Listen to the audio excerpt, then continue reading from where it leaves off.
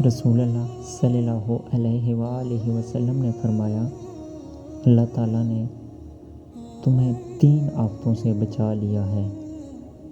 ایک یہ کہ تمہارا نبی تم پر ایسی بددعا نہیں کرے گا کہ تم سب ہلاک ہو جائے۔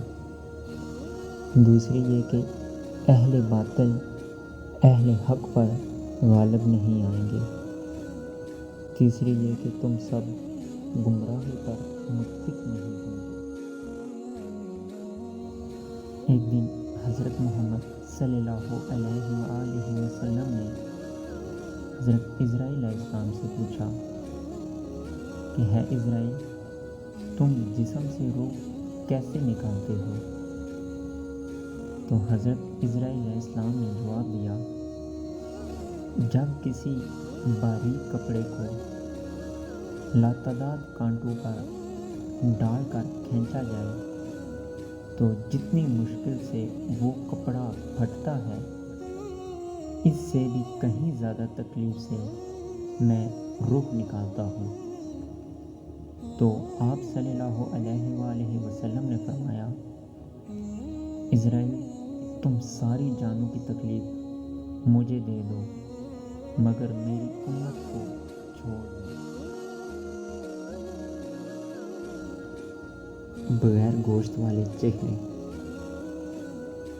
حضرت محمد صلی اللہ علیہ وآلہ وسلم نے فرمایا کہ اللہ عز و جل میری امت میں سے 10 اس طرح کے افراد پر قیامت کے دن اظہار ناراضگی فرمائے گا اور ان کو جہنم میں ڈالنے کا حکم فرمائے گا،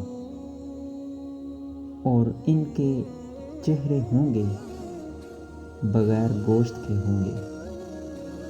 تو عرض کیا گیا، یا رسول اللہ صلی اللہ علیہ وآلہ وسلم، وہ کون سے 10 لوگ ہوں گے؟